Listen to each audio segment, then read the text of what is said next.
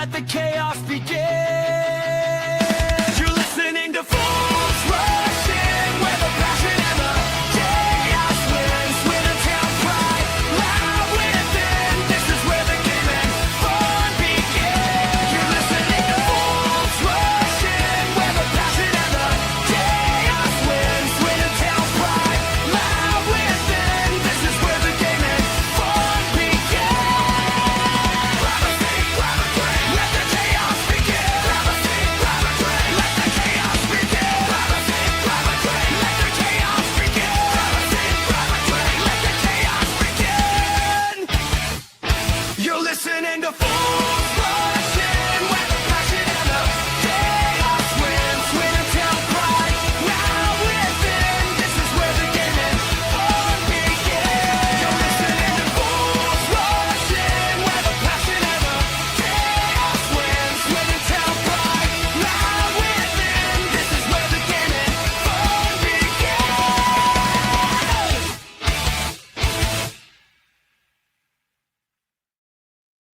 Good evening, everybody. Happy Monday. Welcome to Fools Rush In on what is the first review episode of the new season. Yes, competitive football's back underway. Unfortunately, it didn't quite go Swindon's way on the night, or on the afternoon, I should say. But as the title of today's episode suggests, we may be out, but we're not down. Yes, we are going to be looking for the positives, of which, if you listen to social media, there are plenty. I am joined by, currently in the lobby, I can see 3 of your favourite fools and 1 of our goated all-time guests, all ready to have their say. And before you all bombard the chat with complaints, yes, I know I was very hopeful of the new intro song for the new season. However, I've been incredibly stressed with not being able to find one that I'm happy with. If only you could see the amount of versions I've trashed. However, Woody has been sent a copy today, and it's one that I'm happy to say that I liked. I have had a positive message from him. There's just one bit he didn't like. Unfortunately for me, it's the fucking chorus of the song. So we got to look at that and decide whether I upset Woody or and go with it or change it again. We shall see. But we have all of your favourites, and we have a brand new feature that will be going on throughout the season. I'm very, very excited. And do you know what? Before we even start, I want to make sure I do this. So I want to thank Scott, who sent us the idea and basically gave us the new feature for the new season. So when that comes up, I'd love to take the credit, but it's all down to Scott. But as always, we have intro questions, we have Swindon Town chat, we have Women's Football Roundup, and our brand new feature. Lots for you to get involved with. And I'm pleased to say, at least it appears to me, everything is working. Facebook seems to be working. YouTube fundamentally seems to be working. And I'm not seeing anything in the chat to suggest that audio isn't working. So whether you're watching Facebook, YouTube, or X, wherever in the world, thank you very much for choosing Fools Rush In for your Monday night. Please do get involved in the live chat. Let us know what you think. What you think is just as important as what we think. Let's see who's in the chat before we get to tonight's panel. Steve's here nice and early watching on YouTube, says evening. There he is. How angry is Holloway today? Indeed.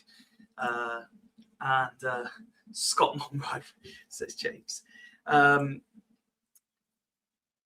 Sorry that Monroe has thrown me because me and Rich were having a chat earlier. We were talking about two completely different Monroes, and I need to really try and keep attention. Elsewhere, what's going on? The second half of Plymouth Exeter has just started on Sky Sports. If you are at all interested in that. Anyway, shall we get going? Let's say hello to tonight's panel so we can get on with the intro questions and then on with the Swindon Town chat. Starting with the man that I referenced earlier. Good evening, Rich. How are we doing, 5E? You okay, mate? Very, very well. Thank you, sir. Yourself? Yeah, not too bad, other than a little bit sunburnt. But yeah, apart from that, all good. Good. Very, very happy to hear. And as we were saying off camera, it's quite fortunate that your lighting isn't really showing how sunburnt you are. Yeah, no, because it's relatively bad. So yeah, no, I'm quite glad that the light is sort of that was my full intention to try and stop that from overly glowing. Let's put it that way. Because if I didn't have my light on, I can guarantee you, I'd probably be glowing through the camera right now. We are 8 minutes into the new episode and 40 seconds into your intro piece. And we have our first complaint of the season. Chelsea shirt. Oh, shit. Oops. My bad. Sorry. Literally, I was on a... I genuinely did not even see that. My bad. I was on a call this morning. I was trying to hide it. So I was like, oh, shit. Yeah, never mind. You ask and you good. shall receive, I say, if I can find it. Woody's so much better. Fair shout. Yeah. I just threw something on earlier. I was like, yeah. It's a training shirt. You've been out for a run. Let's say it's that, not. Yeah. Let's do that. I mean, you'll recall a couple of weeks ago, once I posted that I'd been gifted the new home shirt. The big question people asked is, will I still be rocking the purple? So I thought today I would get the purple back out the drawer. You love that shirt, mate? Or does that shirt I love it. Nothing I love more than being spotted in the crowd and being referred to as Barney the dinosaur. Well, I'm not sure if it's you love the shirt so much or the shirt loves you so much. Oh, well, with how tight it hugs me, the shirt definitely loves me. Ah, there you go then. Yeah, there we go. There's the answer. Now, Rich, as it's the first review episode of the new season, I will give you the choice because, as we all know, we live produce this show as we go. There is almost zero planning goes in advance. Would you like to say hello to all of tonight's panel, or would you like the intro question to be asked now so you've got maximum time to think about it? I'll have the question now, thanks. Okay. So I always need that extra little bit of time. You do. Today's question has been taken from an Instagram page that I follow called Weird Would You Rathers. Okay, so it's two options. It's not a lot to think about. but Oh. take I it. had a listen. few of these. I had a few of these on my Valencia trip last week, so Okay. I should be very much used to these by now. Okay, so would you rather have a team of 15 trained squirrel spies who will investigate whoever and whatever you want and bring you back valuable information, or would you Okay. rather B, have a team of 10 highly intelligent raccoons that can steal things for you and estimate their market value before you sell them? You have a thing. Oh, I will yeah, repeat no that worries. later, but you have a thing. I was gonna say I was trying to think. I was trying to make sure that I heard that right. If by squirrels, I think you said in the first one. Did you say? I did, yes. Everyone It was comments on squirrels. how I say squirrels. I don't know why. Do I say squirrels Yeah. particularly different to everybody else? Squirrels. Yeah. No, I had to. I knew what you meant, I think, and then you said raccoons, and then I was like, yeah, you definitely said squirrels in that first one. So yeah, I'll put 2 and 2 together on that one. Okay, yeah, fair enough. I think I know already, but yeah, Okay. yeah, go for it. Just to clarify for everyone else in the lobby and everyone else in the chat, today's question: would you rather have a team of 15 trained squirrel spies who will investigate whoever and whatever you want and bring you back valuable information, or have a team of 10 highly intelligent raccoons that can steal things for you and estimate their market value before you sell them? You have a good... Yeah, I don't know why people say I say squirrels weird. Everyone that up in Leicester says, oh, it's the most Bristolian you sound because of how you say your R's. I'm like, one, I'm not from Bristol, fuck off. And two, I don't think I say squirrel particularly or weird, but maybe that's just because I hear it myself. Squirrel. I mean, okay, bonus question for you. How do you say that animal name? Squirrel. Squirrel. And whereas I'm more of a quirrel. Okay, I get it. Squirrel. You're a squirrel. There. Mike has sent you your bonus intro question. Is Rich optimistic about the Chelsea pensioners season? Do you know what? I actually am, Mike. Do you know what? I shouldn't be, but I really am, actually. I'm actually Jordan quite Henderson and optimistic. Danny Welbeck leading you back to the Champions League. Mate, what an elite partnership. And just add Liam Delap to that as well. It's like, I mean, I can just imagine on Welbeck and Delap forward line. It's good that we've got João Pedro, so I think we'll be all right.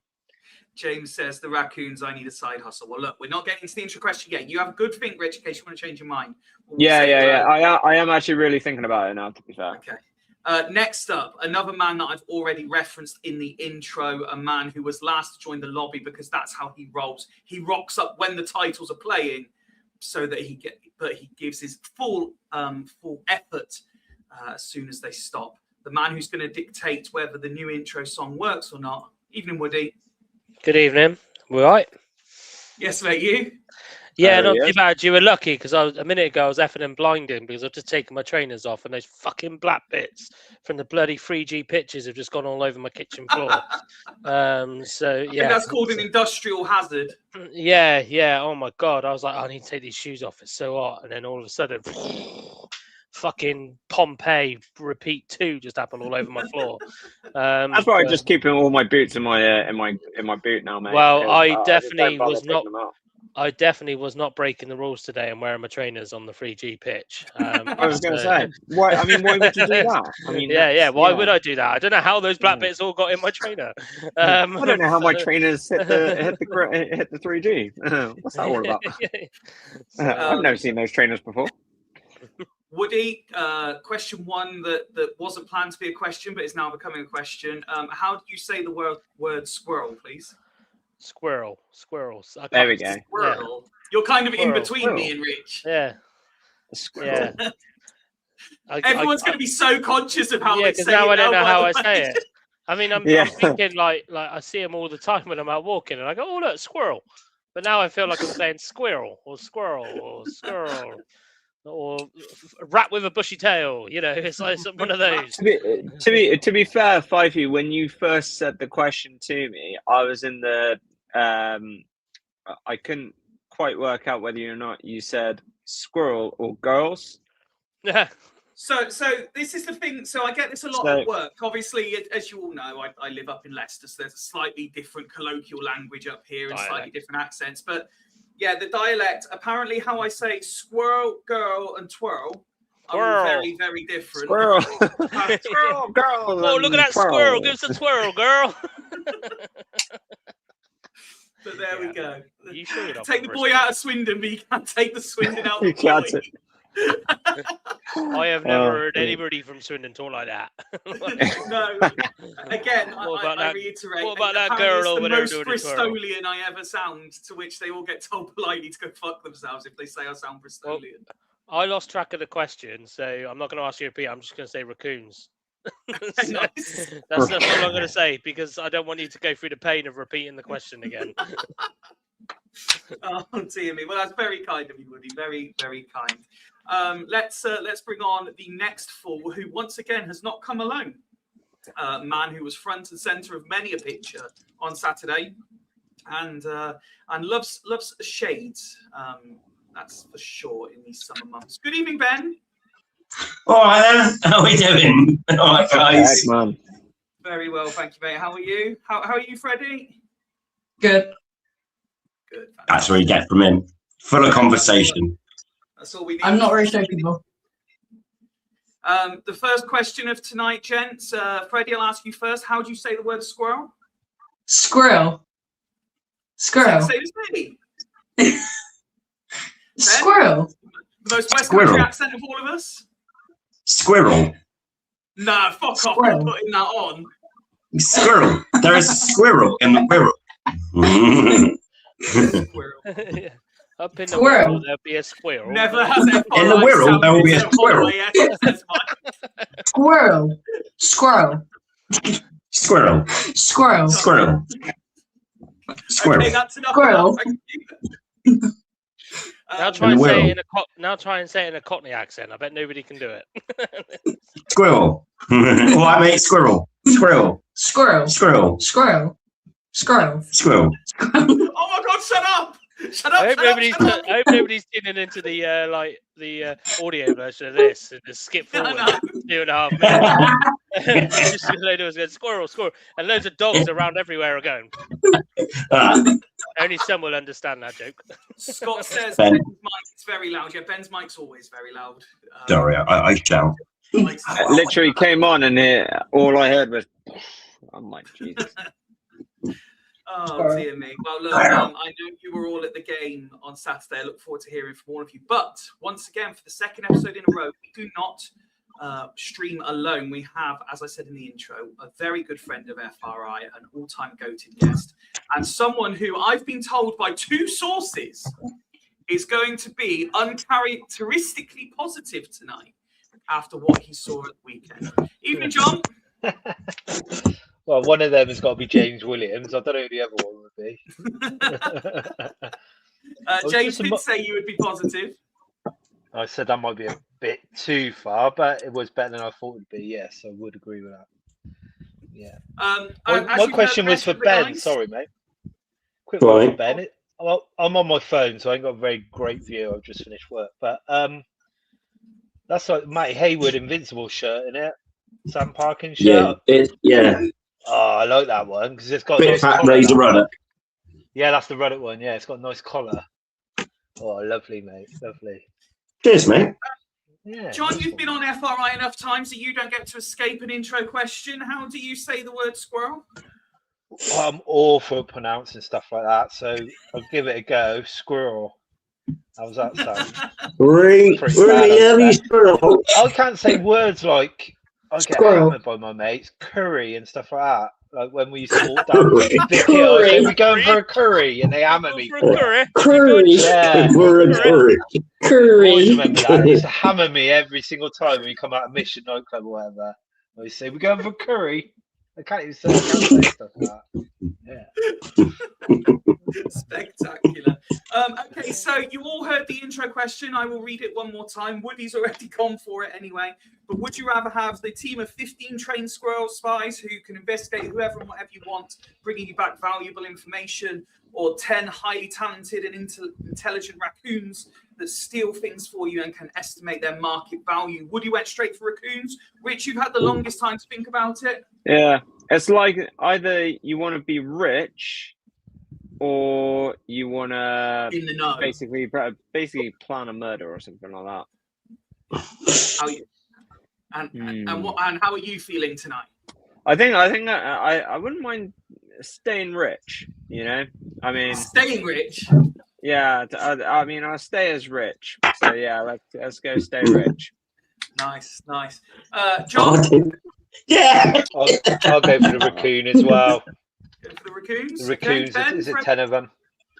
Yeah, I'd like to be like rich and stupid. So yeah, rich and clueless. Did you just say I was stupid? I was going to say, I I thought you slagged off your literally fellow just said I was panelists stupid. then. That would be actually stupid. All right, then, fair enough. All right, let's get straight into the matter at hand, then, gentlemen. Freddie, I'm not sure how long you're with us for tonight. You're normally a quick 10, 15 minutes, and then you're off to play Fortnite or whatever it is pre-teens do this these days. What did you make of the game, Freddie, before you do disappear? Quite good actually. I'm feeling positive for once. Excellent. I think What was it that makes you positive? What was good? that we can actually pass around and do quite well against a championship side. Excellent. Well, I look forward to expanding on that. Was there any players you thought were particularly impressive? Hungbo. Okay. And what was it I about? think Hungbo was good. A really good ball for that sort of scrape that second goal. Yeah. What else did he do? It's really good. Fought off a lot of Cardiff players. Did. Yeah. Good in possession. And did you have any real concerns at the end of it, or was it all pretty much positive? Real concerns of what is Negri doing on the third goal? Funny, that's exactly one of the things I've written down here to ask the guys in about half an hour. We will come to that shortly. Okay, let's cover the basis. Swindon generally went into it not expecting much after a pre-season dogged with injuries and on and off transfer activity. But let's start before the game even kicked off. I don't know if any of you were particularly involved in it, but I was reading the messages in the chat. It seemed that travelling at least across the bridge was difficult. And then once you got into Wales, it started to ease off a bit, as far as I could gather. I think John might be best to answer that, or Woody. Yeah, it was an absolute fucking nightmare. It was like about 2.5 hours nearly to get to there, of which an hour of it was just spent on the bridge. Yeah, it was. I don't know what had happened because like when you're stuck in traffic and you're thinking at the end of this there better be fucking hospitalization at least. Like it's fucking. If you're making me wait this long, I'm expecting something at the end. There was fucking nothing apart from a little bloody recovery truck that I saw go past. So yeah, it was. It was a nightmare. I wasn't obviously. I took Barry, and it was just kind of like we were like, spend your birthday sat on the bridge. Yeah, exactly. What a good way to spend your birthday, Baz. And then it was just like picked him up nice early-ish, thinking we'll get there for 1 o'clock. We could go for a little walk around. Obviously, as Cardiff's surrounded by quite a lot of things. So yeah, we thought we'd do that, and we ended up getting there at about 2:30. So yeah, it's a bit of a nightmare, but we got there. At least you actually were able to watch the game for once and not get there at 2:30 and the game be called off for a waterlogged pitch in first game of the season. I was really worried the fact that the time on the sat nav just kept going up and up and up and up, and I was like, Barry, sorry mate, but if this gets to 2:45 that we're not going to arrive, I'm turning around, I'm going. I was going off the bridge at one point. I was like, I'm just going to swim home. Well, speaking of which, John, James says here, John dropped his wallet and it caused chaos. So yeah, it wasn't until I got to the ground. Someone said that there was an accident in centre of Newport, which was a knock-on effect because when you're on a motorway, it didn't have a clue what was going on. So apparently the accident actually happened in Newport. So they obviously shut a road in Newport, which knocked it all the way back to bloody just getting past the M32 Bristol, basically. I think what didn't help was the other. I can never remember which way round. There's a Prince of Wales and then there's a Severn Bridge in it. Yeah. And the Severn Bridge was shut for the weekend. That probably don't help then. Which didn't help. Yeah. Yeah, cool. I didn't know the Severn Bridge was shut. Yeah, so that's definitely that. Yeah. But it was 40 from Bristol, wasn't it, all the way, really? Ben, Richard, let me come to you then. Atmosphere in the ground in the build-up to kick-off. Did it have first day of the season vibes, or could you tell that it was a cup game? People weren't really sure what to make of it being the first game, and the full ground wasn't open and full of people. Yeah, I'll answer. Do you want me to answer that, Ben? Yeah, no. No, you crack on. I'll answer it. Yeah, no, that's fine. Yeah, no, for me, it was definitely definitely felt like a pre-season game. Well, from their perspective, anyway. From a Holmes fans' perspective, they had maybe probably. I think the official attendance was like 6,000 or something like that, and we brought 1,500. So like we just I think we outsang them the whole game anyway. So from our perspective, it was great. From their perspective, it was piss poor, absolute piss poor. I mean, I get you're facing the League Two side. I get it's a Saturday and it's Carabao Cup and stuff like that. Nobody gives a shit, but at least put some bloody effort in. I mean, like you've got. I found it very strange, Rich. I did. Yeah, for a team that's just been promoted to the Championship. Yeah, there was more there last season on a Tuesday. Yeah, I thought. The problem is they made it feel like a preseason game. We didn't make it feel like that. They made it like that, and it was actually quite disappointing, really, because I mean, when you have a 30,000 seat stadium, I don't expect you to fill it. Not for us anyway. But and also when people calling it a derby as well. I mean, like, it's one of those things as well. It's like, in the same way that fucking Gillingham's a derby. Yeah, I mean, but at least we're closer from that perspective. But and it's one of those things, isn't it? Like, if you don't care about a competition, then you're not going to go to a game. But I mean, like. First game of the season, unfortunately, they made it feel like a preseason game. But from our perspective, though, we sang our hearts out the whole game. So, yeah, no, credit to our fans. And we certainly turned up in numbers. So, yeah, I think from our perspective, it was really, really good.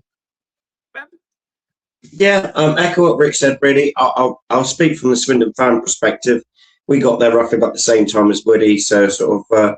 about 20 to 3, we're queuing up outside, and all you can hear was the Swindon fans in the concourse and singing just outside. There was a buzz outside the ground. It really felt like the season was just starting. Getting into the ground there in full voice. It was great. From the Swindon perspective, we did our bit. From a Cardiff perspective, again, exactly what John said. You've just got promoted. You want to cheer on the new season, build some momentum, and basically just cheer on your promoted team. And they barely turned up. I think there was a few in the marketing bit, and then there was sort of 3,500 on the stand to the right of us, and they didn't even sing. So it was all Swindon. So we did our bit, and I had a bloody good time, and I had a bit of sing-song. I lost my voice. I even tried to start singing Always Shit on the Welsh Side of the Bridge, but my voice broke halfway through, and I said, all right, twat. But, but it was a lovely time. Well, Woody, speaking of having fun and doing our bit, it couldn't really have started much better, could it? A debut goal from a young academy lads. And a decent goal as well, early doors, to really make you think, actually, this could happen. I don't know what happened there, but I plugged my charger in, and everything went strange. So I missed half that. First goal, Woody. First goal, yeah. I felt kind of bad for Millard, to be fair. I know it was obvious own goal when you watch it back on Sky and that, but. Great bit of play, to be fair, to build up to it. I think it was coming, to be honest, as well. I don't even think it was against a run of play. I'd say it was relatively even, actually, to be fair. I think Cardiff had a chance a couple of minutes before. So, yeah, fair play. And I think that's what we've looked for, and I'm glad it was Millard that did it. Is Millard his name, isn't it? Millard. Yeah. I was glad that it was somebody who's kind of got their shot because of how well they've done pre-season, you know, and he's taken it. You know, we want players like that in the team that are going to drive into the box and either put a deadly ball across. Because if we think about it, if you watch it back, if a Swindon player puts that in, we're all going, "What a hell of an assist that is!"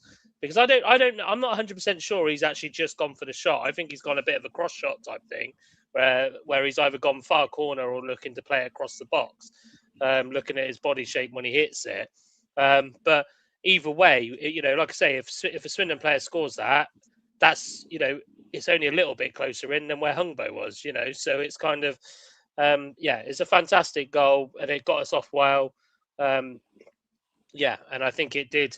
I think even though, however you put Cardiff's mindset into it, they don't want to go 1-0 down even in a pre-season game, dare I say, for them, for their perspective. Not from my perspective, it wasn't. But if it was their perspective, they don't want to go 1-0 down the week before the league season starts. And like I say, they made changes, but I wouldn't say it was a stupidly weak squad they put out. So, yeah, it woke them up. And fair play to Millard. I thought it summed up what he's kind of done the last couple of games, to be fair to him. Absolutely. And John, just sticking on that theme, as I was saying to Woody before he lost his connection and missed everything that I'd said, having someone like Says who had earned his shot through pre-season, but also one of those young players who is developing at Swindon. It means a lot for the fans to see someone take that opportunity in the way that he did. Yeah, and I think, is he a bit raw because I think he came from Melksham, has he? I guess, I don't know if he's had any youth academy experience. I haven't got a clue. Or he got released from a youth setup and then ended up at Melksham and then ended up back at a Swindon youth setup. I don't really. I think we signed him from Melksham, as far as I'm aware. So he hasn't been brought. I guess he's not. I'm guessing he's not played any academy football, which might be. I mean, he might have done, but it's like, you know, probably would have been a younger age group. But yeah, I see he scored quite a few goals in the Southern Premier from out wide. So, I saw him on the Saturday against Bristol City, and I think I mentioned it to Ben actually at the time when we was watching it. I was saying, "Who's this kid, and why does he keep just kicking it out of touch?" Ben went, no, I think he's going to be all right. At least he's having a go, like. But then Saturday, I did fancy him. He put himself about. When he came off substituted and he came in front of us and gave everyone, all the town fans, a wave and all that, I thought he looked a bit of a big lad for his age, and I thought he's got a bit about him. And I thought he put himself about out wide there. So, yeah, give him his due. I'm not sure whether we just played him to put him in the shop window, add an extra few quid because he's got played a professional football match now. But well, question for all of you from Sam. John, I'll start with you. Do you think he gets a chance at the weekend? Will he still be here at the weekend? That would be my question. Shout. Well, look, the club are covering their asses. It's their asset. They're desperate for money, and if it's going to be Drinham for 500 grand or that kid for 500 grand, you're going to sell the kid for 500 grand, and that's my opinion on it. But you still got to get the bids come in, ain't you? He's not done it. He's helped himself out the weekend, and I could easily see him at Middlesbrough, like most of them go. There must be some sort of thing going on with Swindon and Middlesbrough. Maybe he ends up at Middlesbrough, or maybe he plays the whole season out Swindon. But we have to stick to this formation, in my opinion. Stick to this formation, then we play wingers, and then he plays games, then doesn't he? Okay, Ben. I think he starts. I think Holloway said in his post-match that Hungbo isn't quite fully fit yet because he didn't have much of a pre-season. So that's why he got So I think he'll start, and then Hungbo will get the last half hour or second half, and I think Miller will start again. And to be fair, I think he's earned it. If it is, I'm not going to be disappointed to see his name there. I think he done quite well. I think he faded a little bit, but I think his confidence will be sky high, and that's half the thing, isn't it? Because he's got a bit of pace. He likes to try and beat someone. And if he gets played in behind, he's good. So I think he'll start. Rich. Yeah, like the boys have said, he's done himself a favour. Whether or not it was his goal or not, I mean, to be honest with you, it was a shot and it just took a little touch off going and it helped itself in, didn't it? So, but take away from the goal because a player that did score, I'm going to criticise later. So I just don't want to, Shock. I don't want to sort of, hypocriticize myself. But because I actually thought Millard actually played really, really well. Again, like John said, I didn't actually think he had a very good game against Bristol City, but then when I saw him play against Leyton Orient, I actually thought he did quite well. But I thought, again, I think it was more than that, though. I think it was more the fact that actually the whole team played well. And when a team's playing quite well, you sort of get the best out of other players. And I thought Millard, he didn't look out of place really. I was a little bit worried. Did he have the legs to go on as long as he did do? Obviously, Cardiff's a massive pitch, so is he used to playing on pitches like that? Probably not, but he found the space. He was brilliant with the ball going forward. So, like I say, he didn't look out of place. And why not? I think he's given himself a good opportunity to be selected. I know Holloway's has said, I think it was after Leyton Orient, the reporter asked him, saying, so Millard's like obviously in good spirits, and Holloway just replied, yeah, you bloody better ought to be, because at the moment he's just sort of serving a place. But I mean, after scoring on Saturday, I think he's more than that now. So so we'll wait and see. I'll reserve judgment because he's only played one professional game so far. But what I've seen of him so far in the two games against higher opposition, I like it. So let's wait and see. But I definitely think he's in a good place. What I appreciate, Rich, is that organically and naturally you take yourself completely off tangent by saying that you're not going to race to a judgment, etc., on a question is simply, do you think he gets to play at the weekend? I mean, essentially it's a yes or no question, and you're like writing off his whole career at this point with what you're saying. No, it's one of those ones, but again, the only reason I've done that is because I don't want to hypocriticize myself when I come on to slate a player later. So yeah, I thought I'd better cover my back there. Sam follows up by saying, I've turned pretty much everything off about Swindon for the last couple of weeks. Is there chat about selling Millard? Not that I've seen particularly, but when it comes to young players, always rumbling in the background. There's always and something going on. John loves the headline as well. Just remember that. John loves the headline. Woody, back to the question in hand. Do you think Millard gets a chance at the weekend? I think he gets a chance, but I don't think he'll start, to be honest. I think I wouldn't be surprised if he starts Hungbo instead. I think Millard was rewarded for what he had done well, but obviously we want to keep. Did we get Hungbo from Wigan? Wigan. We want to keep Wigan happy. So he needs to be playing games. I know everybody says it's a full season loan and all of this kind of stuff, but every club always finds a way to wangle out of those if they really need to. You're telling me that if Hungbo goes on and assists 20 goals in the first half of the season, Wigan aren't going to find a way to recall him? Of course they are. But yeah, equally they're going to be pissed off if we're not starting and playing him. I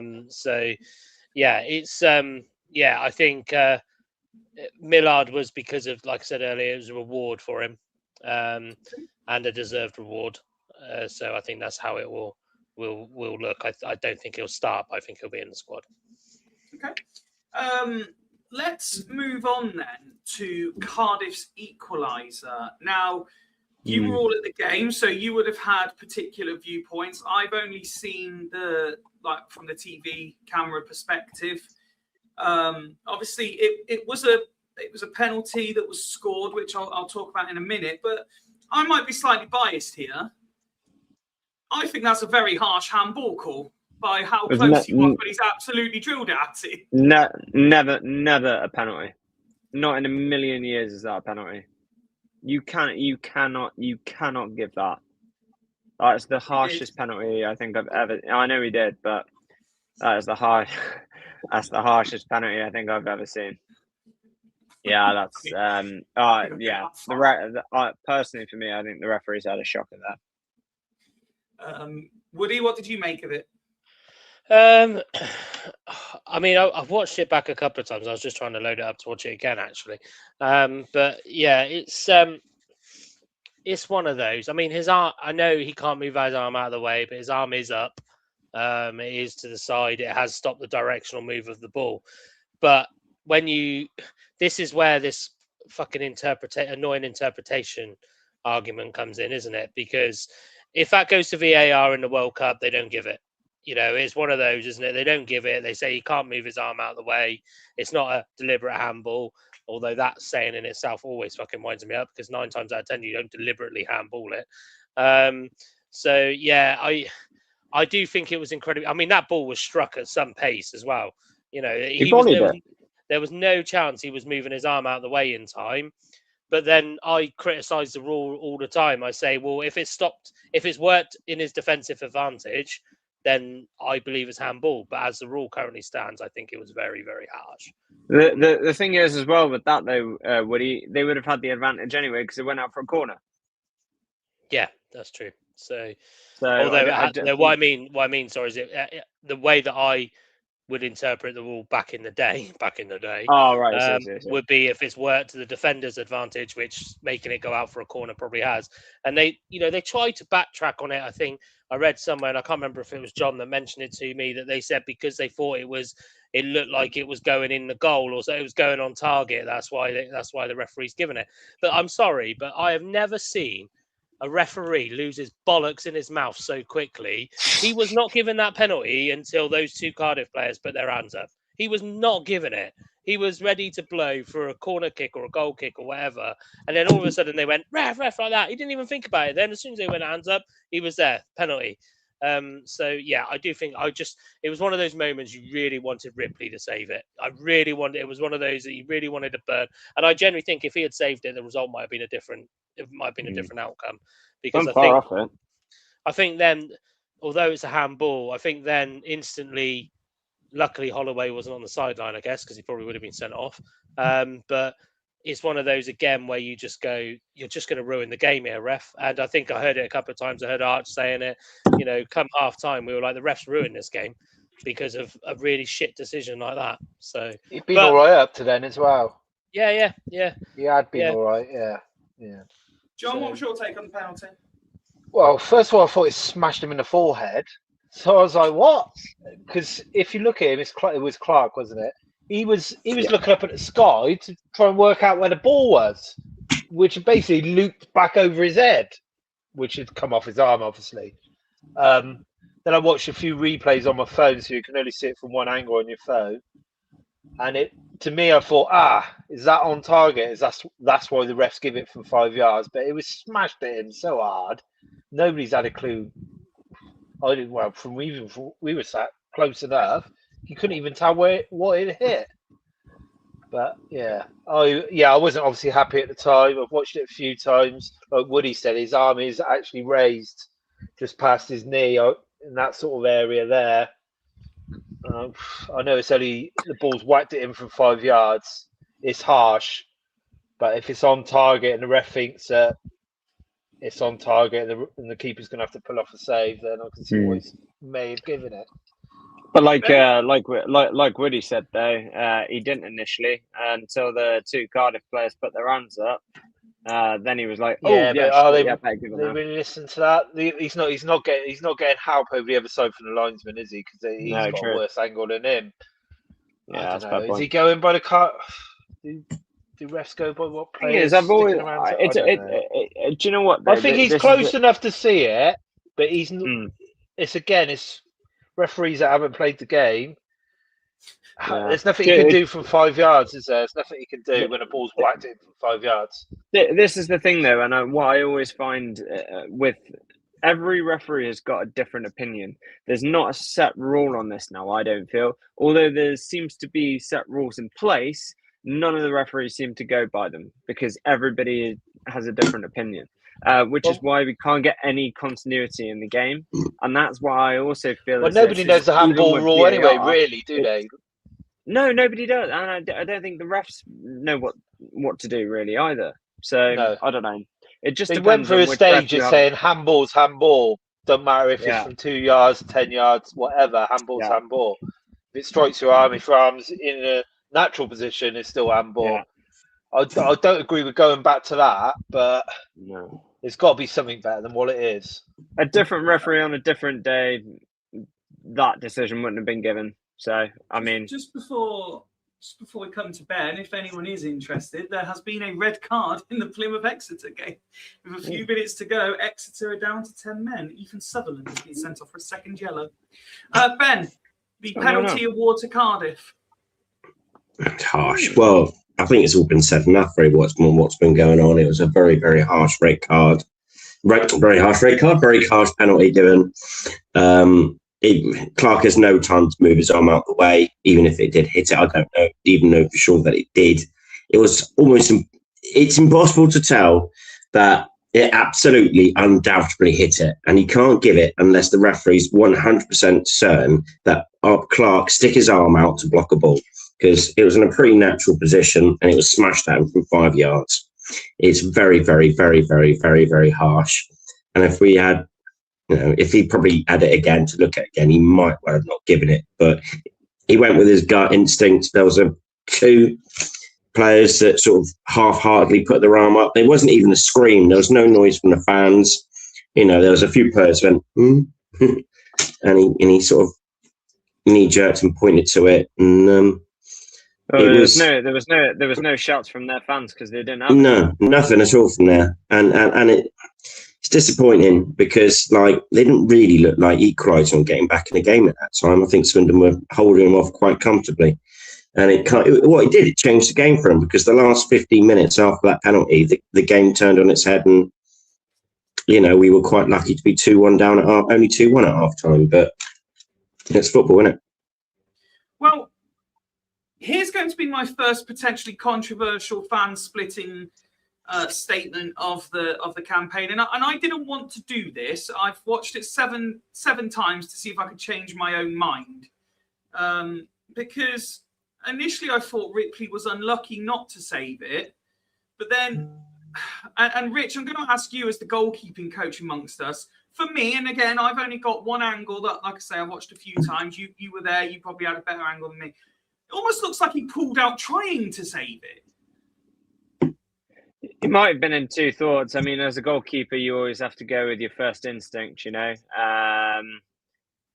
all goalkeepers at that level, they do their homework on penalties, especially in a cup competition when there's a potential opportunity that it could go to penalties as well.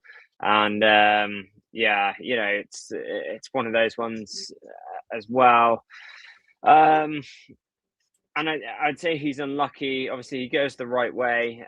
It's a bit disappointing, really. But, I mean, at the end of the day, it's down to the striker, really. I mean, if he can get good placement on the penalty, which he did do, it wasn't like it was halfway on the right side. He got that right into the bottom corner with pace on it, and if you can get the direction on that penalty, it's gonna cause issues for the goalkeeper, So, James, you know me well enough by now that I can criticise whoever I like for whatever I like. Yeah. So, it is obviously, I would say it's probably a little bit harsh to criticise, but I think also when you are looking at it from a goalkeeper coach perspective as well, especially when I'm always fascinated with penalties. I watched Petr Cech's documentary on when he won the Champions League with Chelsea, and he went through all the penalties that he saved, which was massively interesting. Sounds like a brilliant watch. Oh, it is, mate. Honestly, in terms of the psychology of it, mate, it's honestly one of the best things I've seen. But yeah, from Connor Ripley's perspective, he would have probably done his homework on that. So the fact that he did go the right way, I think is one thing. But yeah, I think if you criticise in terms of pulling out, there's what appears to be an injury time winner as Plymouth. Oh no! I thought it was going to get a penalty. That. Exeter do what Swindon do. I'm sure they've got Arsenal's shirt on from last season. Probably. I'm sure it's Arsenal's shirt from last season. I've only seen it a couple of times. John, you mentioned there that the referenced Petr Cech documentary sounded like good viewing. Something that was good I'd viewing. rather watch him play ice hockey. Something that was good viewing, if you enjoy a good comedy mixed with a bit of tragedy, was Swindon's defending for the second goal. Yeah, you might want to ask someone else. I was in the beer queue downstairs. To be fair, I missed it as well. I looked, and I've not watched any highlights of the game. I've not watched any, apart from the bits when I was in the ground. Woody, from a coach's perspective, am I being a bit harsh by calling it a comedy mixed with a tragedy, or was it as bad as it appeared to those of us who weren't there? Well, I'm going to split fan base now because I've really praised him during pre-season, but I think Negru had quite a bad contribution to both of their last two goals. I think he's come over. He's dragged himself out wide and then kind of gone flying in. Not even flying in. He's kind of done half and half and completely missed the challenge, which has meant that is it Inwood, isn't it? The lad we got from. Yeah. He's had to come across. Kirkman's not stuck with his man, but Kirkman's got a man behind him as well. It just feels like Negru's kind of gone. I'm not going to tell anybody I'm going to go for this ball, but I'm going out. I'm spreading out wide. When really what we should have done is it was almost waiting to happen. It was a good finish, to be fair, but at the same time, our back, obviously Mitch Clark had been further up the field because I think we had just done an attack, hadn't we? And he was tracking back. Negro's pulled out.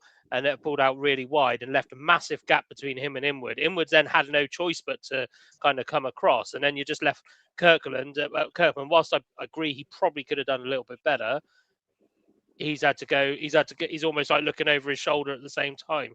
But yeah, it was pretty poor, but this is the difference between League Two and the Championship, isn't it? Is if you give a striker like that the time and the space that he had, he's going to score. Do you know what I mean? He's going to score. So yeah, it was disappointing defending, but was it groundbreaking? Is it going to cause me massive concern? No, because I do think things like that. I think Jay's put it in the chat. Things like that you can correct. I generally felt that most of that goal came from Negru just darting out of position really quickly. So yeah, it was a poor goal to concede, but the problem is it happens. Ben Woody correctly says, look, it's things that can be corrected, rectified, and sorted. It hasn't cost us anything in a league game, obviously. But on the flip side, we've just come out of pre-season where you work on correcting these things, having had a back end of the season where all we did was concede shit goals. So we clearly haven't worked that hard at it. No, it's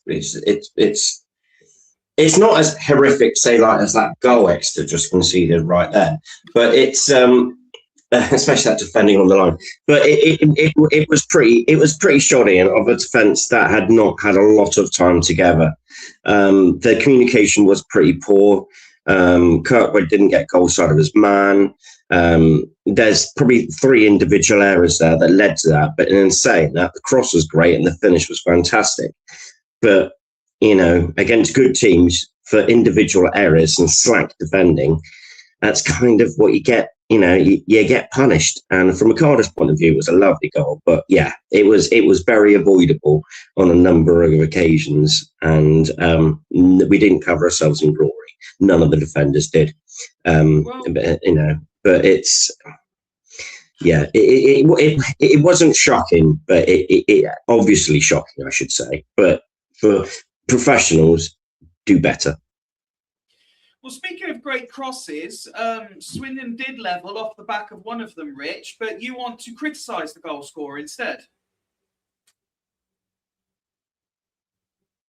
You're muted. Up until that goal, he didn't Probably do for the best. Up until the goal, he did up fuck until all. that goal, he did fuck all. Right, let me just I'd please- interrupt I you right need- there. Let me interrupt you right there. Need somebody to tell me Because, exactly what he did all game. hang on. You can finish in a minute. On that specific point, you have done nothing but pull me up from January to May for saying the exact same thing about Drinan. All he did was score the goal. But January to May, that was fine because it was the Irish lad. Fuck off. No, absolutely no reason, nothing to do with that. You at give it all. to a Scouse German and you're Oh, yeah. criticising him Hang for on. doing the same thing. Hang on a minute. I did criticise Drinan as well. I didn't. I didn't see you I on my lonely little bus, mate. Mate, listen, I fucking criticised that whole bloody Swindon team from January to May, mate. So don't you get me started on that. Talk us But through the genuinely- second goal and then tell us what about Glatzel's performance really annoyed you. I mean, it was a great ball by Hungbo or Doku, whatever you want to refer him as. To be honest with you, he looked class when he came on the pitch. I thought, he definitely brought that different energy, and he was a handful, but you can tell he's not fit. It was a great cross, and like I say, I think that all those 5Ks that Paul Glatzel has been doing in Old Town have come to fruition a little bit because he was able to dart in right at the back post to slide in, get a touch on that ball to put it in the back of the net. But, the cross was just absolutely unbelievable. Poor defense. I'm going to be critical of Cardiff there because they should have probably dealt with that. But unbelievable awareness from Hungbo. That's exactly why we brought him in to create pieces of magic like that.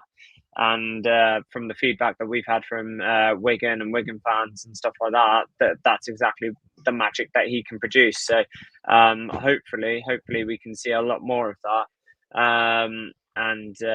Hopefully he can get up to fitness quite quick because it seems like he could be a very, very critical player in the squad. But again, I'll reserve judgment on any new player that's come in.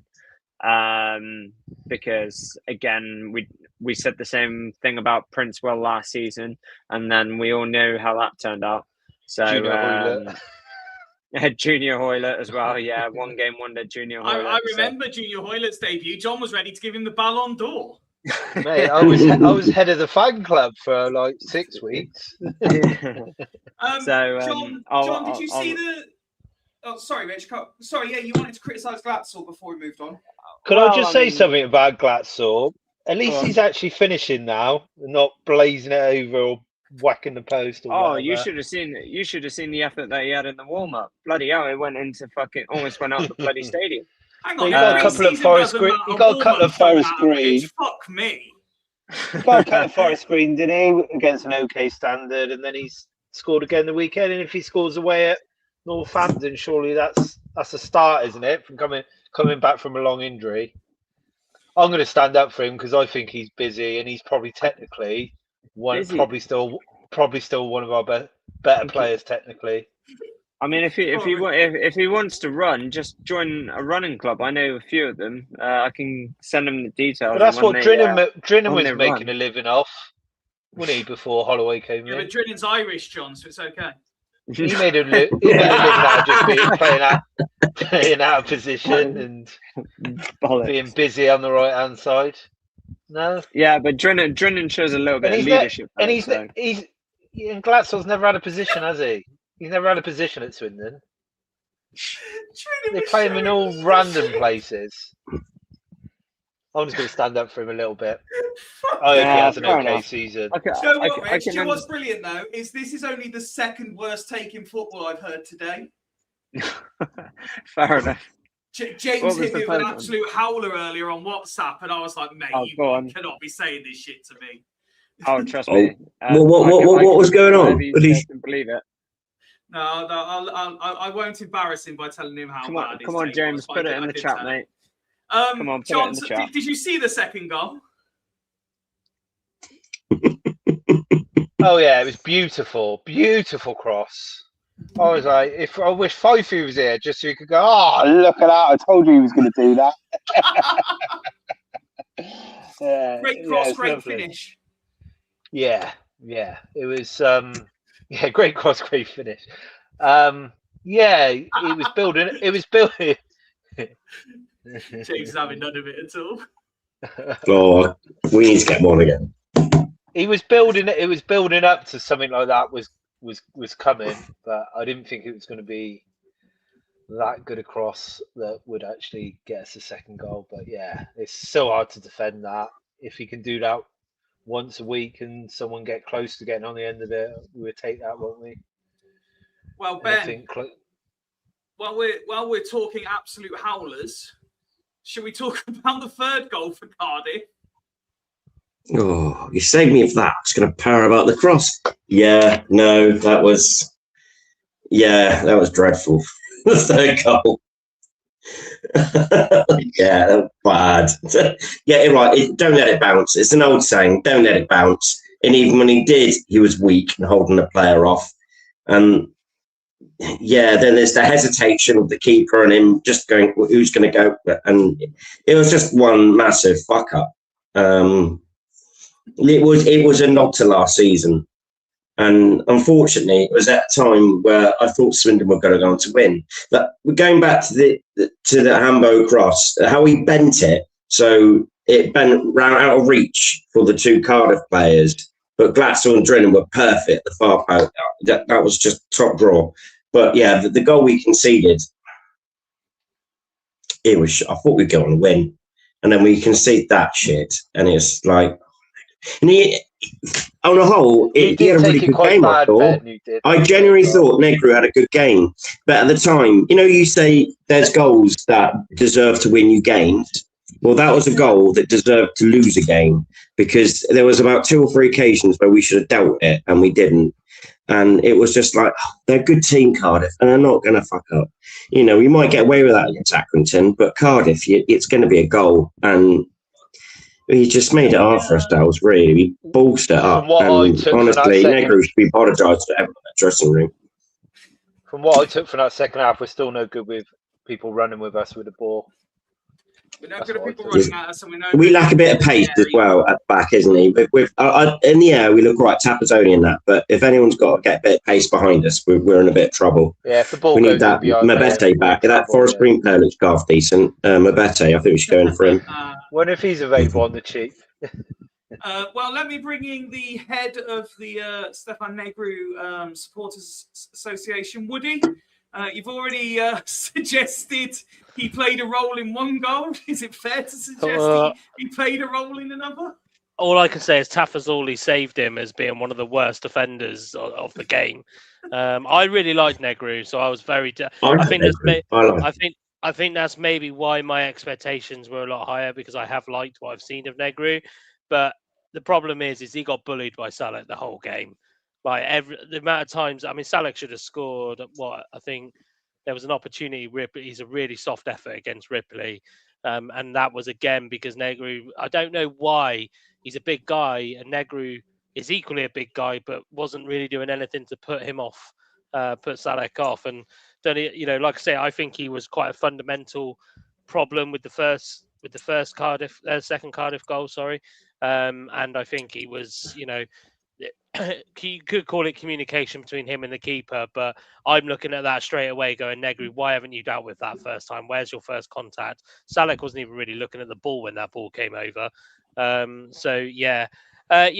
like I say, I do like him. He did put in a couple of key challenges, but, for me, he had quite a big role to play in two of Cardiff's goals, and they were quite big individual errors. I love how he's not going to be Will Wright, is he? I think he's going to be a lot better than Will Wright. I think he's actually going to be a defender. His diagonal balls across the pitch, are decent. But is that what he's been brought in to do? He can defend, though, can't he? Or can he not? Yeah. Well, I know nothing about the lad. Only cut the clips from Salford, really, and the pre-season at Bristol City. I guess he played that game. I'm gonna actually defend Negredo a little bit on the. Of course you third would, goal. because you Okay. course you criticised are. one of our best players of the day. No. 'Cause- no. Has So, no. he So I got some think Irish blood in him by chance? yeah, he has actually. No, so for the third goal, obviously he makes the initial error, but he actually recovers quite well. Now, in that situation, you would fully expect your other defender to actually help and bail you out. But where was Tafazoli? Well, for the good last period of the game, he was playing in fucking midfield and maybe sometimes up front. So I was thinking, well, obviously he's got nobody to. So he's got nobody to sort of help him out. So I think he initially dealt with the recovery quite well. I personally, for me, if you're a defender and you make a mistake and you're able to recover the situation, fair enough, great. But unfortunately, the ball was sort of recycled a little Did they bit, score, and Rich? Moylan just hit it first time, and he got it. I mean, fair play to him because he hit that. Great That was a finish. peak. Top Great corner. finish. But I mean, top but the corner. ultimate thing, Rich, is if they scored, he didn't Yeah. recover very well. Well, yeah, but who's there to help? Who's there to help I him? would- He can't do it I- all by I himself. do, Okay, There's I do three all right, agree but on the if you've got- Tafazoli point, but I would also say that Negro only recovered well because Salah decided to take an extra touch and turn in inside himself. Yeah, That's but when it's Negri still- went past him. Negri went past him after Salah had turned. So yeah, he did recover well, and he was stitched up by Tafazoli. But that And if first, you- for a professional defender who is hopefully one of our best defenders this year, to miss time and not even read that first ball coming over for the same thing that's been happening the whole game. We always talk about, don't we, What? lessons. Fuck off, James. We always talk about lessons being learned during the game. We always talk about lessons being learned in the game, and that was happening the whole game. Salek was beating Negri on those one-on-ones over the top all the time. And he was all one-paced as well, wasn't he? That Yeah. He was like just like faffing about half the time. Yeah. Mike quite says easy Rich day is for him. building up to say De Gea was his man of the match. Nah, What I would nah. say, Rich, just kind of on the back of what Woody was saying there, is if and I'm not disputing the fact that you're correct in what you're saying about Tafazoli, but if he has no support, make the decision to just get rid of it. Don't let it bounce and do fucking stupid shit that's going to lead to a goal. Unfortunately for him, though, obviously the way that he's recovered, he's obviously slid in, and at that point, he's already at a disadvantage. And if Salah wins the ball back and he just plays the ball to Moylan, then obviously, well, he had all the time and the space in the world to hit that shot, but he decided to hit it first time, and nobody closed him down. Nobody saw him coming. Nobody tracked him back. So, you know, I mean, I don't feel as if you can put that all on Negri. Obviously, the initial error is from him, but he does what he can in order to be able to recover that and sort of delay them trying to get a shot away. And by that point, you would expect some bloody help. And unfortunately, Negru didn't have that, and he was just able to. Salak was just able to pass that ball into Moylan, to put that in top corner. I think I don't know if it was Hungbo or De Gea, but they were both back. I think it was probably De Gea because he was playing that CDM role. If you watch Moylan, I've got a question. Who's De Gea? I don't know who he is. Adebayo, sorry. Dennis De Gea. No, who is he? Who is he? Oh, he's the lad we got on loan from Hull. Yeah. Is he the one who got sent off? Yeah. Oh, that big tree. What's he doing? He's like a giraffe. Well, interesting you say that, John, because I was going to come to you next. Rich just made the point you can't put it all on him, and someone else apparently you can't put it all on is De Gea for getting sent off because Holloway decided that Tafazoli should take half the blame for that, for telling him to get stuck in, while Holloway suggested that Tafazoli should have been doing some of the running. So you've had one player score on his debut. You've had one player who's been touted as the next big thing have a bit of a howler on his debut, debatably. And then you've had another player who's completely fucked it on his debut. What would you like to... Can we go back to Taff? I really like him when he's on the pitch, but is he ever going to be able to get on the pitch this year? No. In the next 3 months? I just don't understand the logic behind it all. putting all our eggs into. Because again, like we're going back And to yet we this lad. And yet like, we loaned. we're having a Phil discussion Mapete about out. this lad making a mistake with a ball bouncing over his head, and there's no support. This is the same shit we're talking about 9 months ago. And Yeah. nothing's changed. That's what my argument is. And we Yeah, got it's a the kid exact playing. same how we concede. It's the exact same way that we conceded a winner against Walsall almost 12 months ago now. And we got a 17-year-old coming on at right back, right? And that is completely made no different sense. than, Ditched him. than having a 17-year-old, 18-year-old playing right wing. It's completely Mm. different. And we've stitched this kid up to go up against a championship winger, and he's like basically shit himself, which most lads are going to do unless they're fucking Gary Neville or something. Mm. And he's just put it into. He's just put it. Just trying to clear it every 2 seconds. No, I Like- agree with that. I agree with that. And then who's like, and he's looking up, and he's got Tafazori stood on the halfway line. So, as a kid, how's that helping him? I was just very confused by it all, by the end of it. But We don't have many options. though. It was still better than what I've seen the last 6 months of the season. So Oh, what's happened to Can't John's really mic? grumble. It's suddenly gone pilot mode. I wasn't sure if that was my AirPod or whether or not it was. No. Who have we got here? Health, Wealth, and Knowledge 6431. Welcome. We need that holding midfielder we let go to Barnet. Everyone keeps saying this. We can't live in the past. Is that oh, what- Manny we talked or about Matey in the Purple? middle though. He's all right. Virtual or something. Is that his name? Virtue. Virtual? Yeah, he's he all looked right. good. Yeah, he He's looked all good. right. He's obviously he's in that little circle of trust with Charlie Adam and fucking Holloway, Blackpool, Fleetwood. Do you know and he's what? ended up at Swindon. But he looks like he actually knows what he's doing.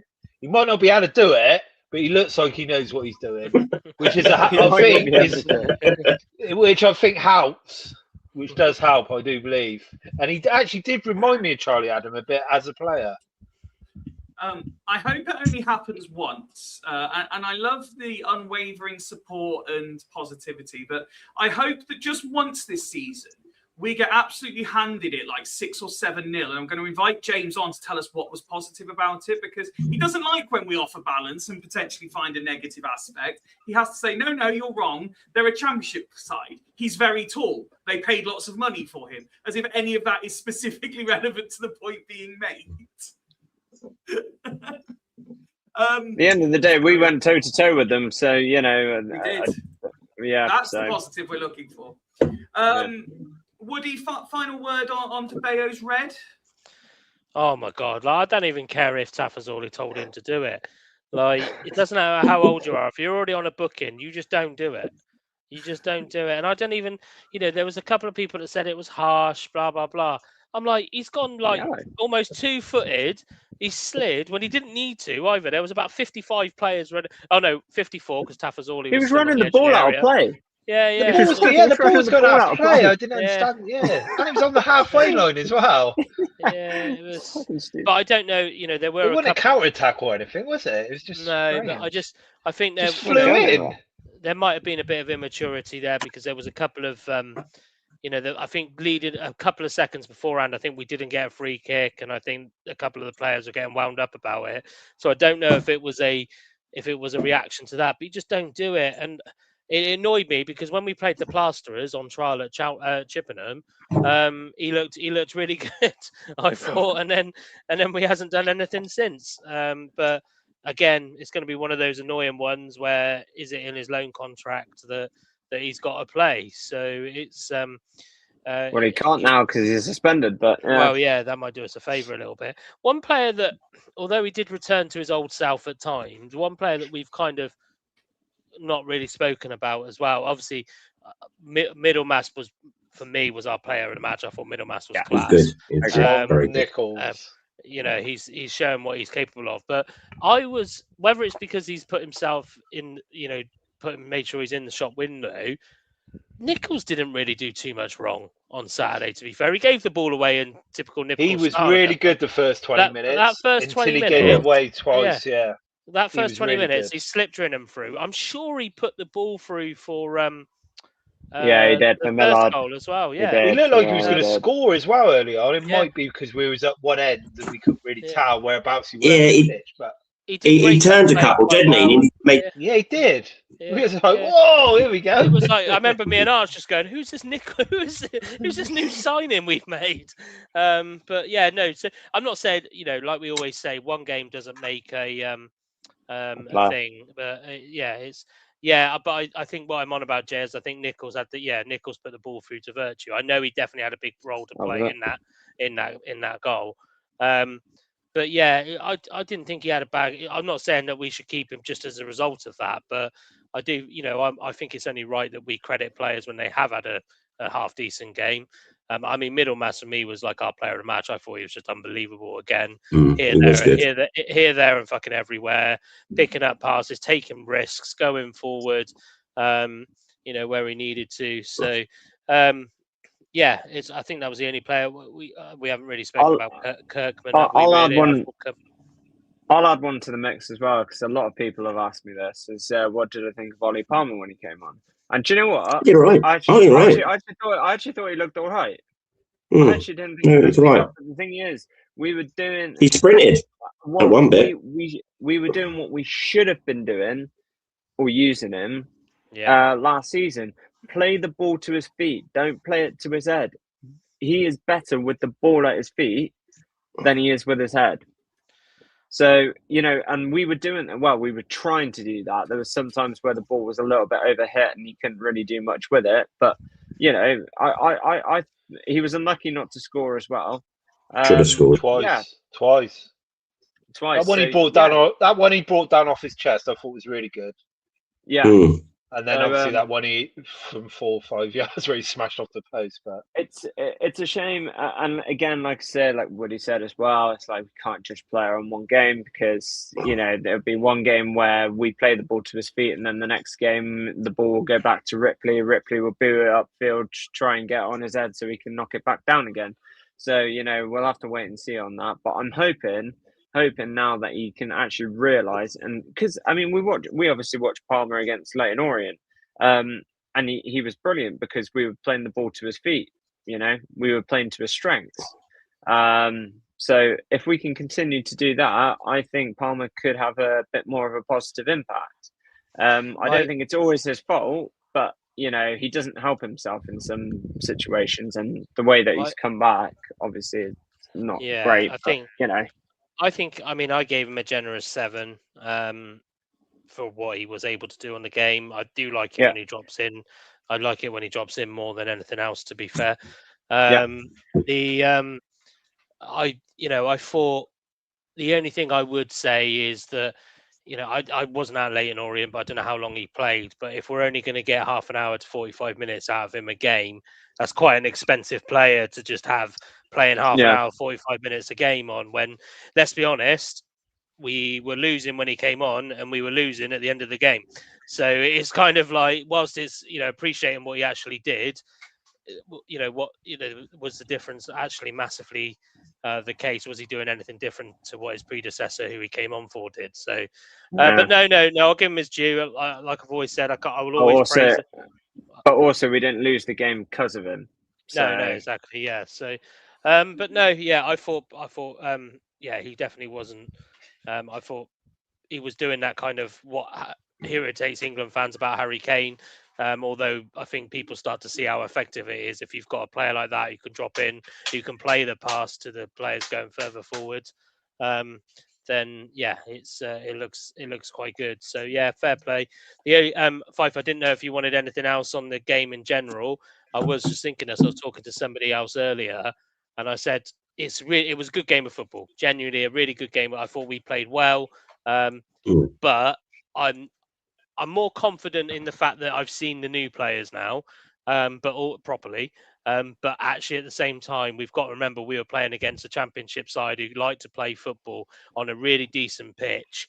We're now, although Northampton won't be terrible, we're going to a League Two side now with a bit more brutality about them on a rugby field. And this is where the majority of our League Two football is going to be played. So I don't think with fit Saturday. with 4 at the back that are fucking man mountains as well. Yeah. So I don't think it's not changed my optimism massively on that, but I'm sat there thinking, do I go to Northampton now because I feel a bit more positive about what we might do with this depleted squad? But so but let's see if we can do it on a rugby pitch. Yeah, I've got a question for you, Woody, before you start. Does he stick to this formation that he's played throughout pre-season and last week? Because I think that's another big question. Is he going to have the right amount of staff? Is he going to have the right amount of staff for the next 2 or 3 months to be able to do that? Yeah, it was 4-3-3, wasn't it? I think. Yeah. 43. 41. In my opinion, he has to stick to it now. I think he's got to stick to it. Do you think he will? Yeah. I hope he does. He doesn't need to think. I mean, he might not be. He might be forced a little bit in hand as to what to do with the players available. But I do think he needs to. I do think he needs to stick to it. I mean, evidently, you lads have said Leyton Orient was a positive performance. I think he played 4 at the back in that game as well. And the way we've recruited seems like we've recruited for 4 at the back. Obviously, Kirkman's the big question mark at the moment as to how much he's going to play. But is it Inwood is the lad who can also play left back as well? Yeah, I guess. I'm guessing he can play left back. Yeah. Yeah. So I guess it comes down to what happens there, really. Comes down to fitness as well. But that's also a knock on then, because we signed a winger on loan who comes from a decent standard. So is it going to be? I hope it just doesn't go the same way as last year with that lad from Brentford who's an out and out winger, and we never played him because we played 5-3 at the back or whatever, 5 at the back, 3 at the back. I think he's going at this 4-3-3 this year. I think because I can't see this. Sorry, mate, I can't see this Hugbo, whatever his name is, playing right wing back. Can you left wing back? No, he's literally in your name tag, and you still weren't sure what his name was. Well, I've got these new glasses, and I still can't see it. Let's just say Docky. Let's carry on to our exciting new feature before we pull up some of the interesting remarks made by Ian Holloway in his post-match press conference. I promised it earlier, and sorry, I'm slightly distracted because James is still texting me arguing the point we were discussing earlier. I love him. Oh, I think he's brilliant. Do you know what? I was going to say, Ben, do you know what? You and James should do a podcast together. They're the same person. They're the same person. So he basically he shared with me the news that broke that Stockport are the team that are signing Tom Wilson-Brown, and in his words, he couldn't understand why, because he didn't even think he was a good enough League Two defender, and I was telling him what a terrible take that was. He's now telling me, ask Ben, he wasn't very good in the air, because I jokingly said, because he's been defending Negri this whole time, I said Wilson-Brown would have headed it clear. And now he's arguing with me. He was our best defender last season before he got injured. I tried to tell him this. He wasn't listening. Oh, my God. So, yes, a big thank you to Scott Menham for this. This is going to be possibly my new favourite feature of the new season. It's How Angry Was Holloway? We have a key, which I will bring up on screen now. And at full time, I would like you to decide, based on the result, which Holloway did we get? Calm Holloway level 1, annoyed, irritated level 3, angry level 4, or furious level 5. Woody, what Holloway do you think we had post Cardiff? I think we had quite a calm Holloway myself. Nice. So we're starting on level 1. Yeah, we'll get 1. I think compared to last season, definitely. Okay, Rich. I'm going to say number 2 because he was still whining about things in his post-match. And obviously he was a bit annoyed with Tapas early and stuff like that. I think obviously in terms of the performance, obviously I don't think he was too worried about that. But I mean, if we're talking about his post-match interview, yeah, I would say I'd probably stick with 2. Okay, Ben. I'm 2, but edging towards 3, but still marginally at 2. I think he was he was having a few bits of going. The thing he was irritated by stuff that wasn't good enough, and Holloway does watch the same game as us, as a lot of people have said before. And there was a few things he just didn't like, and things that we didn't do and deal with well. So he made sure he had his say on that bit. But as a whole, I think he was, he wasn't brimming with praise. So I'd go 2, but looking towards 3, nearer than 1. And finally, John. 5. It's disgusting. So I think Cardiff, we're going to average out at around a 2.5. I think we're going to average out there. We will keep bringing the Holloway scale out at the end of every game, particularly when we lose, because it'll be funny to decide what level he was at. Woody, I'm just going to fire a couple of his quotes at you, see if you agree, disagree. He described it as a wonderful game of chess. Yeah, I could maybe see his relevance to that. I have to admit, I listened to his interview, but I don't remember him saying that. But I'd say it's probably quite a relevant quote. It was a bit kind of backwards and forwards, and then the better chess player took a final attack. So Fucking hell, more like snakes and ladders. Monopoly. It's like Monopoly. He described some individual performances. He said Palms was unlucky, Drins was frustrated, but Kirkman was singled out for praise. Is that for me as well? All right. Yeah, I'm sticking with you, Woody. All right. I agree with that. I thought Kirkman had a good game, to be fair. So yeah, I'm not surprised. Which the reason it surprised me that he did say that is because I don't think he's really rated Kirkman. So so it did surprise me he said that. But Do you know what? I was having a conversation with somebody. I can't remember who it was with. But in pre-season, both Gunning and Holloway were giving Kirkman a lot of abuse, or not abuse, but like, you got to be doing better there. You should be doing better there. This is what you got to do better there. I think Kirkman thrives on that a little bit because, like, if he's not doing something that he's supposed to be doing, he's like, right, shit, okay, I need to sort of step it up a little bit now. Otherwise, I'm going to be subbed off. Because you remember that Chippenham game, Woody, Gunning said, if you don't, literally crucified him. He says, if you don't get better in 5 minutes, I'm subbing one of the kids on. So, I think he's starting to thrive on that a little bit, and I think we're starting to sort of see the best out of him a little bit because he did really well in those 2 preseason games against Bristol City and Leyton Orient. Mike says Holloway didn't even mention the fan that threw the seat on the pitch at Walsall, nor did he mention Blackpool left wing back now, Finley Monroe. Last one for you then, Woody. There was 2 comments made specifically. I couldn't decide which one irritated me more from his post-match. He blamed the fact that a lot of the players had a lack of minutes in pre-season, which I found fucking bizarre because he played the same players time and time again because he had no choices. Well, not only that, 2 games ago, he was saying how he didn't need the. What was the game he said they didn't need because they had too many games pre-season? Was it a Chippenham game? This is a game we don't need because we got so many games pre-season. Oh, might have been. So many games planned. So what a load of bollocks that is. Forest Green, I guess, because he tried to put a youth team out. That's right. Yeah, he was happy with the Forest Green game. He was always happy. No, before that, like for 3 or 4 days. He's going to call it off, wasn't he? Oh yeah, we just send the kids there because we're struggling with players, and then the day before, he's obviously read the terms and conditions and went, oh shit, I fucked up there. I better say this. What he actually means is, oh fuck, I've signed so many players so close to the first game of the season who haven't had that many minutes with us. Well, that's on you, Holloway. The second one was he did throw in the infamous FRI quote that will go on when this podcast ends. It will go on our virtual tombstone. He did ask whether, as a team, we can gel. Oh, that's what pre-season's for, Holloway.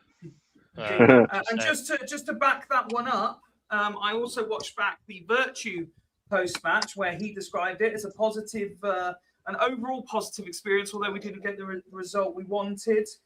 He recognises that we showed some good things in attack, but we do need to tighten up defensively. But he did say that it's evident that we are gelling well. Oh dear. There we go. And did he say 1,000 games? No, not in his post-match that I noticed. No. Signing Neymar? Neymar. Neymar. It's Neymar. Neymar a squirrel. Right. Shot. Fuck's sake. He's glad he got rid of Mabete. What's Holloway right about? Can we ask you what Holloway is right about? He's right. I'm guessing because James has said it. He's right that it was a wonderful game of chess. He's right that Drinan was frustrated. Right that Palmer was unlucky. Right that Kirkman deserved credit. And right asking whether we can gel because Holloway can do no wrong. Yeah. Yeah, let's see. And he was right to blame the fact that we had a lack of minutes. So if we win games, does that mean we've already gelled? Just saying. If we win a game, does that mean we've already gelled? If we win against Northampton, does that mean we've already gelled? If we lose again the following week against Cheltenham, does that mean we need time to gel again? By the way, I think we need to lay off games. I think it's the worst fucking saying in football. We need time to gel. Cheltenham are looking dangerous, by the way. Did you see they signed Jake Evans today? Yeah. Apparently we were in for him.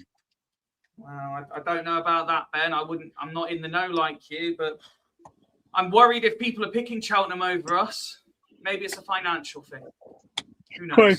Maybe Cheltenham have more money than we do. Probably. Yeah, they do. Well, they probably do, don't they? Ben's buying houses in Cheltenham. He's not buying houses in Swindon. You see, that's what it is, you see. I'll speak to the missus. I'll see what's going on. I know for a fact that one went to Forest Green. Omar, what's his name? The winger. He chose Forest Green over Swindon. Omar. Fucking hell. His name is? Patrick, isn't it? Omar Patrick, yeah. By the way, because I'm putting words in his mouth, the second goal was not Negru's fault at all. It was entirely Inwards and Kirkman's. It wasn't Negru at all, according to James, just because I'm putting words in his mouth. Lay off him. Can we ungel? And Scott says we need some hair gel. I don't anymore, that's for sure.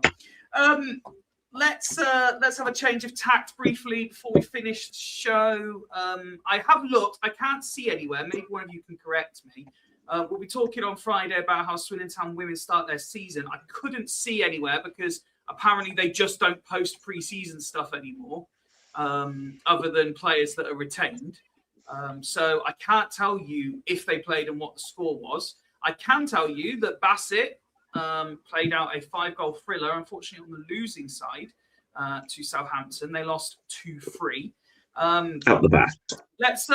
Rich, let's come to you first for Highworth 0, Caution 1. Yeah. No, it was a very competitive game. Like I say, we said off camera, 5 feet. Highworth's manager was a coach with Caution last season. And a couple of their players that also played for us in the first half of last season. So we knew them quite well. We had quite a big squad where we were sort of managing minutes and everything like that. Oh, so, don't you fucking start. Pre-season, mate, that's what it's for. So, it's, yeah. I don't want to hear any complaints that people haven't got enough minutes if you're fucking managing them in your second pre-season game. Third, actually. But yeah. But no, listen, I think already it's an improvement from last season, or last season's pre-season anyway. We didn't Bridgewater apparently. Sorry. Oh wow. But yeah, for us the main thing was to get the win. But also I think for us, we probably would have liked to have scored maybe a few more goals, just to get a little bit more of continuity in the way that we're playing. But we showed some really good principles with the way that we want to play this season. So it's a slightly different formation the way that we're playing as well. So it's going to take some time. It's not going to be an overnight thing too. So I think we've got to reflect on that from those side of things. So and take the positives out of it. So Yeah. and it was a good goal as well. It was actually one of Woody's old players that scored it as well. So yeah, Millie scored the goal. So that was a worldie as well. So Fantastic. but yeah, so yeah, no, we're in a good place, I think. Also clean sheet as well. So always happy when we keep a clean sheet too. Well, speaking of good goals, Woody, I'm led to believe the one that was scored from Chippenham wasn't bad at all, although not even really a consolation, unfortunately, given the end result. Well, it felt like it was at the time because I think we were only 2-0 down at the time. But yeah, it was 70 minutes where we were brilliant, considering we were playing opposition that are 2 leagues above us, who had a few first-team players in there as well. But yeah, it was. But then we just crumbled in the last 20, and that kind of the difference in levels started to show. I'm not ashamed of it. That's why I was quite happy to publish the result, because it is what it is at the moment. My lot are actually a new group, unlike Swindon, and they are only training once a week, so they don't get to train 5 times a week where they can gel over that period. So yeah, it was no. I mean, Tegan is one of my under 16, or one of our under 16, shall I say? She doesn't. Obviously, I'm not the under 16s coach now, but she came in, and it was quite funny because my dad came up to watch, and naturally, my dad, who I swear has watched about 3 games in his entire life, was very critical and said all you needed to do was one of your players needed to pick up the fact that their goalkeeper was so far off their line. Which is what Tegan happened to realise, and scored a very good goal. To be fair to us, well chuffed. It's always nice when one of the under 16s comes into the fold and scores. But no, it's an enjoyable game. Like I say, up until that last 20 minutes, the first 70, it didn't feel as hot, and then that last 20 felt like it was the hottest game in the world. So it was, but no, we're getting there. I've purposely chosen games of teams that are higher above us in the pyramid, so we can kind of get an idea as to where teams are at, where we're at. I've been part of squads that have lost 12-0 to just 1 league difference. So actually, in two weeks in a row, to only lose with a 6 or 7 goal difference with a bunch of kind of under 16s and under 17s, I'm quite content with that at the moment. So I think Paul Development, who we got this weekend, as long as they don't play too many first teamers, they're a bit closer to our level in the tier system, because they're Dorset level.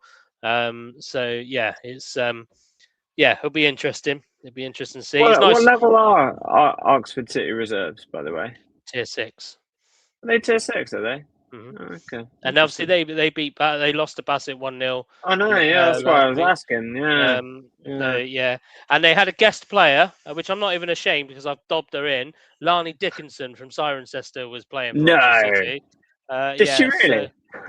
So those who know, I know Mike will definitely know. I'm sure Mike will know Lani, and things like that.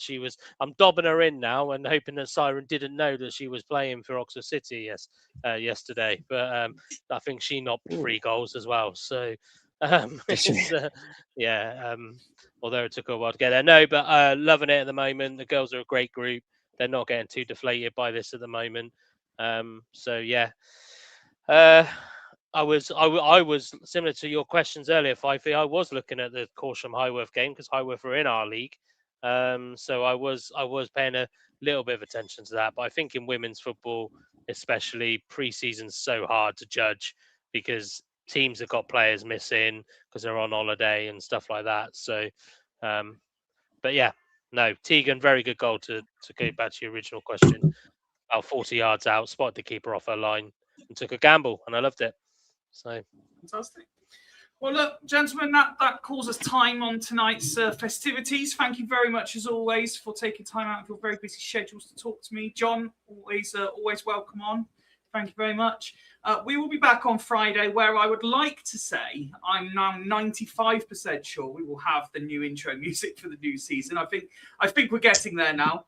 And we will be talking about the first league game of the season, Swindon Town women kicking off their season, and anything else that happens in the upcoming days. Thank you to everyone who has watched along. Thank you to anyone who's listening back. And particular thanks to everyone who's got involved in the chat. It's been relatively lively tonight, which is always Especially James. Especially James. James, Who is great banter and terrible takes. No, I love James. He's brilliant. We will be You back. should get your own 9 show, o'clock. though, Ben. You should We will do. be back 9. Be Shut a the Force fuck up. Wrestling spin-off. We've got enough spin-offs coming. Yeah, I like can't do any more be recording. like a shit version of the two Ronnies. Oh, fuck. And on that theory now, Ellen I would Page. like to say Ellen good night, Page. God bless, see you Friday, 9 o'clock to preview this weekend's action. Bye, everyone.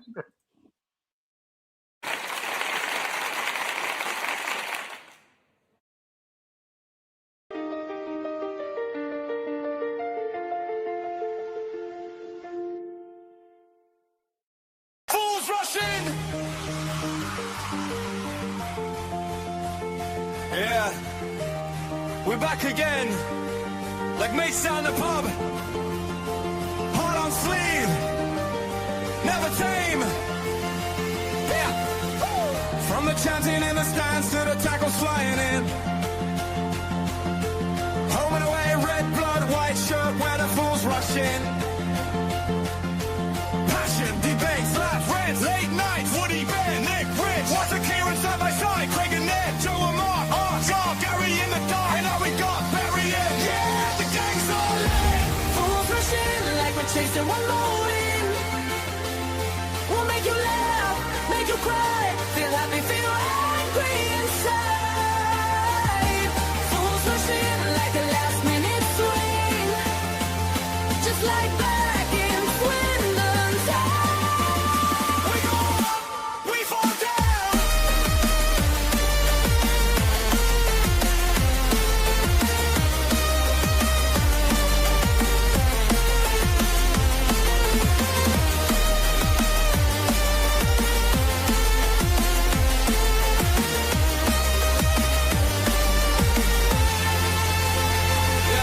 From the goals that lift the roof, you that grows when it goes wide. We argue, we agree, but you're all here on the right. Fight by jumping in the chat. Every story, every stat. Thank you for watching, for listening, commenting back. Save on tires on the board, and us recruitment in our corner. This is our club, our crowd. Turn it up a little louder.